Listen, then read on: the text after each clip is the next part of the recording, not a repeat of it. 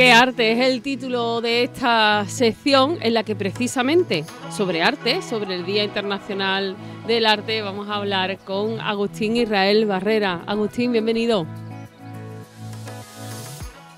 Agustín, bienvenido. Bien hallado, un placer como siempre estar aquí con ustedes. Un placer tenerte por aquí para hablar sobre arte, como decía, en torno al Día Internacional. Los días internacionales, nacionales, mundiales existen. Pues ¿para qué sirve la excusa de hablar de esas realidades que están a lo largo de todo el año, pero que piden paso para tomar protagonismo? Pues sí, la verdad es que sí, ya desde el año 2012 se viene celebrando cada 15 de abril el Día Mundial del Arte, una fecha que busca dar a conocer la importancia que tiene el arte y sobre todo el pensamiento creativo para la evolución del pensamiento humano y la resolución de problemas que nos aquejan. La celebración la propuso la Asociación Internacional de Artes Plásticas y fue a partir de 2019 cuando se oficializó el Día Mundial del Arte por parte de la UNESCO.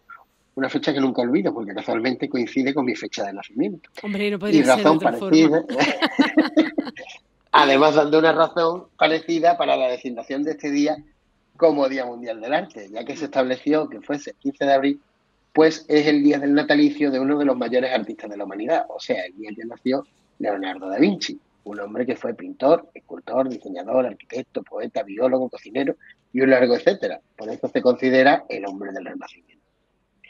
La UNESCO, en su web, nos dice que la declaración de esta efeméride es por lo siguiente. La proclamación del Día Mundial del Arte es una celebración para promover el desarrollo, la difusión y la promoción del arte. Tuvo lugar esta designación en la 40ª reunión de la Conferencia de la UNESCO en 2019. El arte nutre la creatividad, la innovación y la diversidad cultural de todos los pueblos del mundo y desempeña un rol importante en el intercambio de conocimientos y el fomento del interés y el diálogo. Estas son cualidades que el arte siempre ha tenido y tendrá, y continuamos apoyando entornos donde se promuevan y protejan los artistas y la libertad creativa. De esta manera, al fomentar el desarrollo del arte, también se fomentan los medios a través de los cuales poder lograr un mundo libre y pacífico. Cada año, el 15 de abril, las celebraciones del Día Mundial del Arte contribuyen a reforzar los vínculos de estas creaciones artísticas y la sociedad, a fomentar una mayor conciencia de la diversidad de las expresiones artísticas y a poner de relieve la contribución de los artistas al desarrollo sostenible. Asimismo, la fecha es la oportunidad de destacar la educación artística en las escuelas, ya que la cultura es el camino hacia la educación inclusiva y equitativa, algo por lo que los profesores estamos luchando últimamente porque cada vez son menos las horas dedicadas a esta materia. El arte es una de las formas más evolucionadas en la expresión humana. A través de ella, el hombre puede expresar su visión personal sobre aquello que le interesa o simplemente le parece bello, por medio de recursos plásticos, sonoros o lingüísticos. Entre las muchas ventajas que se han detectado en la ciencia sobre la práctica del arte, desde edad temprana, las más importantes son las siguientes. Desarrolla la sensibilidad que le permite a la persona desarrollar un código de ética muy sólido. Ayuda al aumento de la concentración, permite el desarrollo de estructuras de pensamiento mucho más complejas. Fomenta el desarrollo de la creatividad tanto individual como grupal, promueve la tolerancia y aumenta la confianza y el autoconcepto del individuo. La verdad es que estos son todo ventajas. Ojalá todos los días que celebráramos fueran tan positivos como este, Sí. ¿verdad? Y ahora pues vamos a centrarnos en el porqué, ¿no? Y para centrarnos en el porqué vamos a hablar de esta causa y sobre todo pues del genio de la historia del arte, el renacentista, en todos los ámbitos del conocimiento humano, Leonardo da Vinci.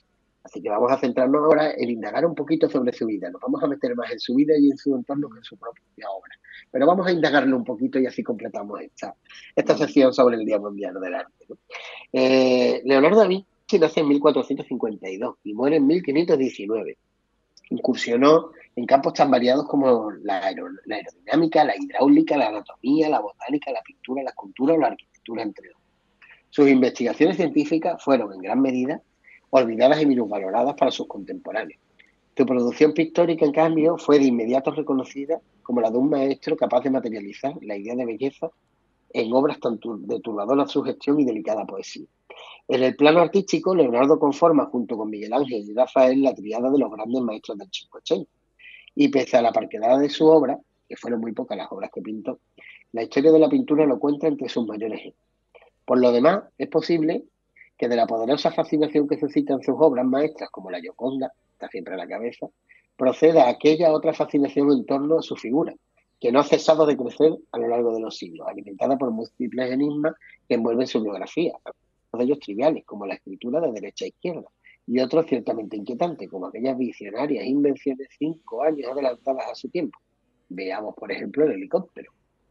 Leonardo nació en 1452 en la villa toscana de Vinci, hijo natural de una campesina, Caterina, que se casó poco después con un artesano de la región, aunque el padre es Serpiero, un rico notario florentino, italiano, que por entonces vivía en la ciudad-estado de Florencia. En aquella época, recordemos que Italia era un compendio o un mosaico de ciudades-estado. A pesar de que su padre se casaría 4 veces, solo tuvo hijos, 11 en total, con los que Leonardo estaría en pleitos por la herencia paterna y que nunca conocería, con lo cual, al ser hijo de otras madres, pues él se crió como hijo.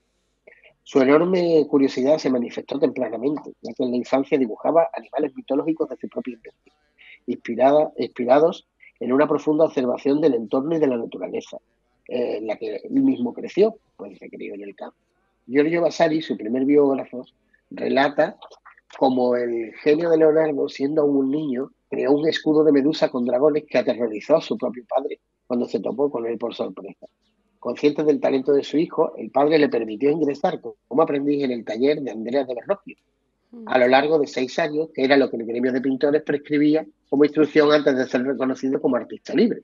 Leonardo realizó su formación durante aquellos años y aprendió pintura, escultura y técnicas mecánicas para la creación artística. El primer trabajo suyo del que se tiene certeza, del que hay noticias reales, fue la construcción de una esfera de cobre proyectada por Brunelleschi para coronar la iglesia de Santa María dei Fiori. Junto al taller de Verrocchio, además se encontraba el taller de Antonio Polaiulo, en donde Leonardo hizo sus primeros estudios de anatomía y quizás inició también en el conocimiento del latín y el griego. Leonardo fue un joven bastante agraciado y vigoroso. Había heredado la fuerza física de la estirpe de su padre y es muy probable que fuera el modelo para la cabeza del San Miguel del cuadro de Verrocchio, Tobías y el Ángel, de finos y bellos rasgos.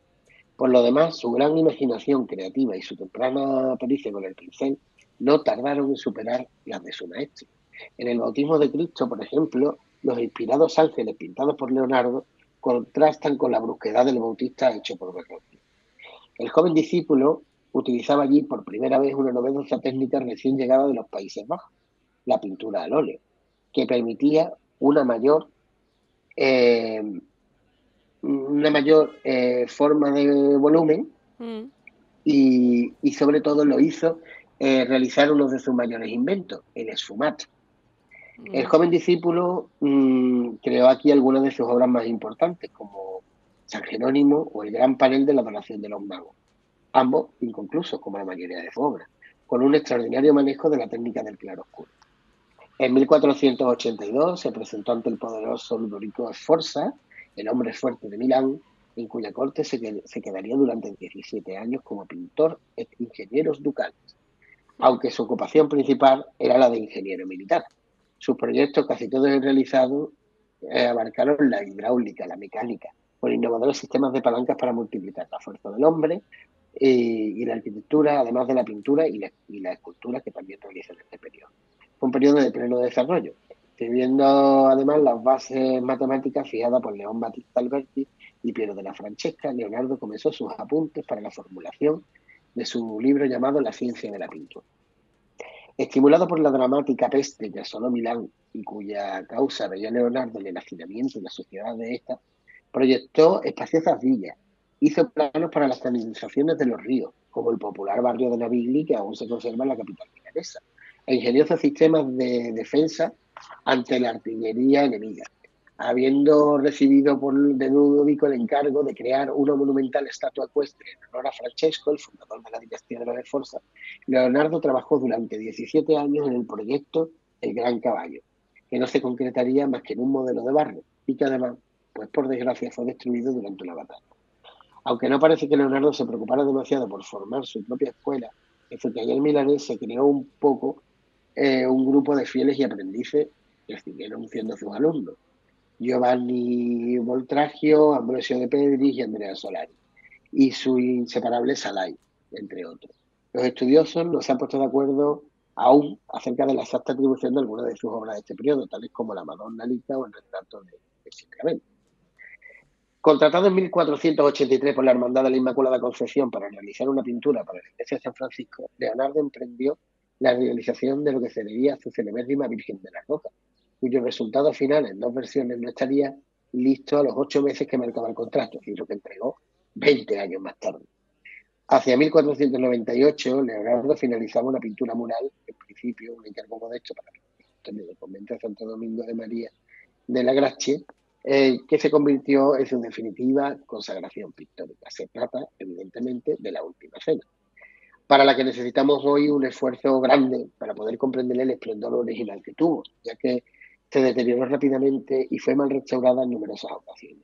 La genial captación plástica del dramático momento en el que Jesucristo dice a sus apóstoles: uno de vosotros me traicionará, otorga a la escena una unidad psicológica y una dinámica aprensión del momento fugaz de sorpresa de todos los comensales, de todos menos de Judas, lógicamente, que queda excluido de esta expresión. El mural se convirtió no solo en un celebrado icono cristiano, sino también en un ejemplo de peregrinación, en un icono de peregrinación para los artistas de todo el continente. Ya a finales de 1499, los franceses entraron en Milán. Ludovico el Moro perdió el poder. Leonardo abandonó la ciudad acompañado de Pacioli y, tras una breve estancia en Mantua, en la casa de su admiradora, la marquesa Isabel de Este, llegó a Venecia, acosada por los turcos en aquel momento, y que ya dominaba la costa dálmata y amenazaban con tomar el Friuli di Signora de Venecia. Se contrató entonces a Leonardo allí como ingeniero militar de nuevo. En estas pocas semanas proyectó una cantidad de artefactos cuya realización concreta no se haría, sino que en muchos casos no se podrían construir hasta el siglo XIX o XX. O sea, todo un adelantado de su tiempo.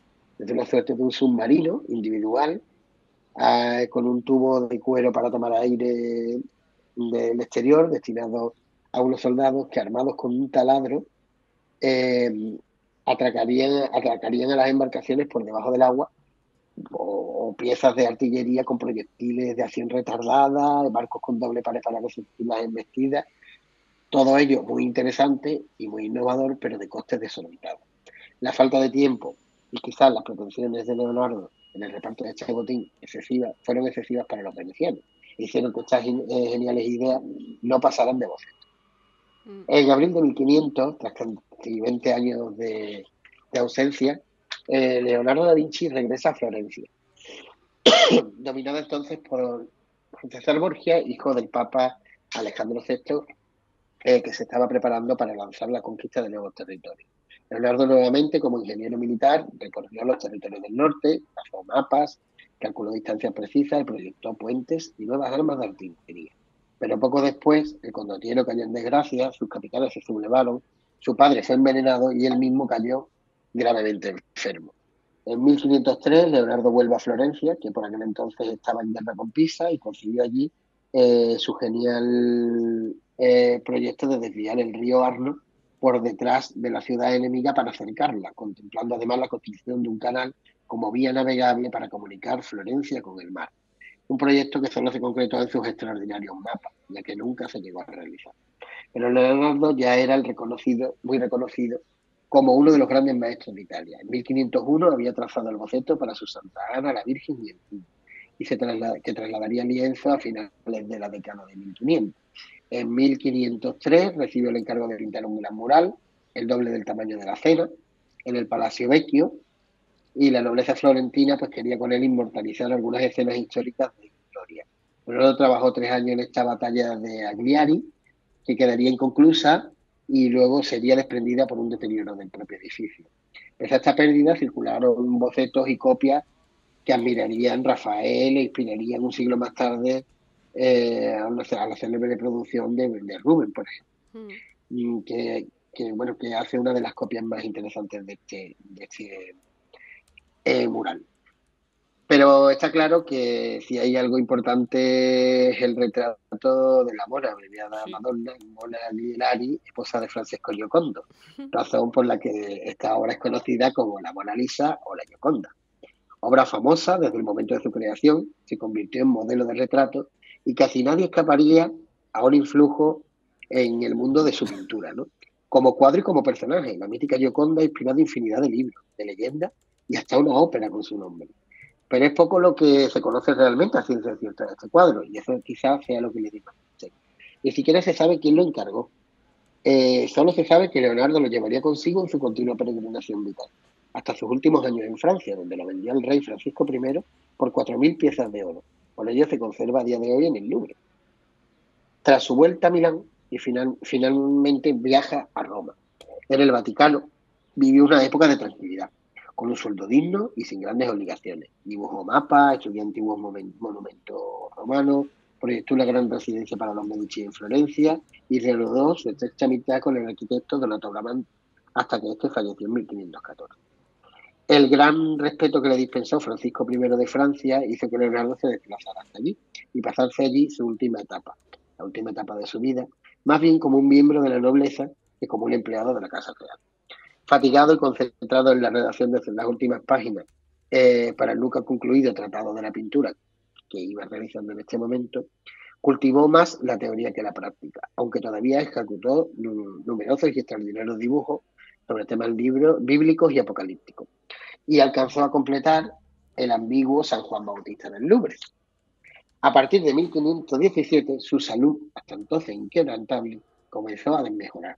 Su brazo derecho quedó paralizado, pero ojo, que con su incansable mano izquierda, Leonardo aún hizo bocetos de proyectos urbanísticos de drenaje de ríos y hasta de decorados de fiestas parecidas. Convertida en una especie de museo, su casa de Ambrosí estaba repleta de papeles y de apuntes que contenían las ideas de este hombre excepcional, muchas de las cuales debían esperar siglos para demostrar su factibilidad y aún algunos incluso su necesidad. Llegó incluso en esta época a concebir la idea de hacer casas prefabricadas, que en aquel momento no tenía ningún sentido y que a día de hoy es algo totalmente contemporáneo. El 2 de mayo de 1519 muere en Clough.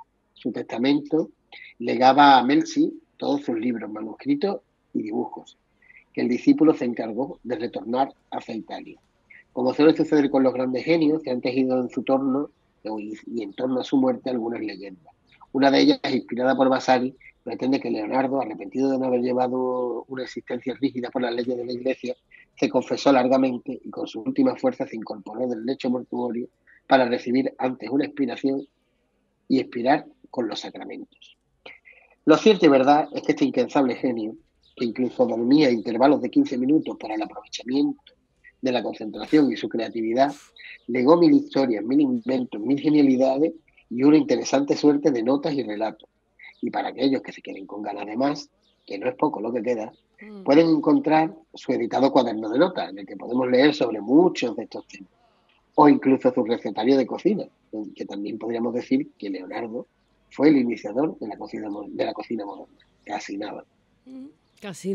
Casi nada el legado que nos deja Leonardo, y no en vano, ese Día Internacional del Arte, pues lleva su fecha, al igual que tantas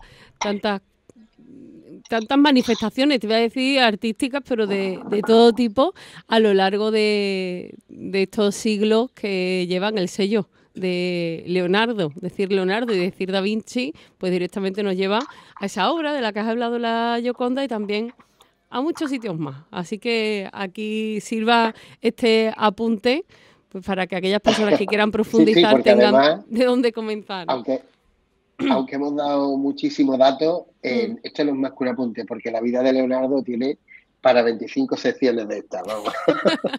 Y nos quedaremos cortos, seguro. Pero bueno, aquí está, como decíamos, esa excusa que nos buscamos cada semana mirando el calendario para buscar alguna efeméride que nos sirva para hablar de arte. Hoy, además, pues, con mayúsculas, si se permite la expresión, en este día en torno a este Día Internacional del Arte. Por cierto, Agustín, felicidades. Feliz cumpleaños, gracias, que está muy cerquita. Pues sí. Muchísimas gracias por estar con nosotros una vez más, Agustín Israel Barrera. Gracias a ustedes, como siempre. Gracias. Un placer. Hasta luego.